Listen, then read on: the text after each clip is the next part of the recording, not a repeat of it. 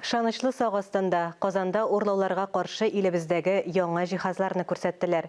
Күргәзмәне Росгвардиянең ведомстводан тыш сак баш идарәсе техник советының киңәйтелгән утырышында тәкъдим иттеләр.